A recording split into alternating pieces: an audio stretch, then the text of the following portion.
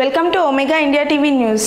మంగళవారం మెదక్ మున్సిపాలిటీ పరిధిలో children's park, MLA camp, కార్యాలయం ఏరియా, వివిధ వార్డులను కలెక్టర్ విస్తృతంగా పరిశీలించారు.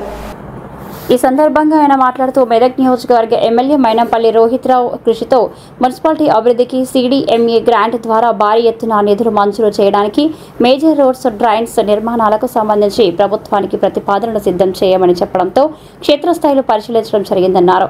ప్రాధాన్యత అంశాలను పరిగణలోనికి తీసుకొని అవసరమైన ప్రాంతాల్లో ప్రజలకు ఉపయోగకరంగా ఉండే విధంగా వీటికి సంబంధించి ప్రతిపాదనలు సిద్ధం చేయాలని మున్సిపల్ అధికారులను కలెక్టర్ ఆదేశించారు. మరలా ఒకసారి మ్యాప్ ద్వారా అభివృద్ధి పనుల ప్రతిపాదనలకు సంబంధించి క్షుణ్ణంగా పరిశీలించడం జరుగుతుందని, తద్వారా తదుపరి చర్యలు తీసుకుంటామని కలెక్టర్ వివరించారు. కార్యక్రమంలో municipal commissioner Srinivasa Reddy, DE Mahesh, Nitin, సంబంధిత అధికారులు తదితరులు పాల్గొన్నారు.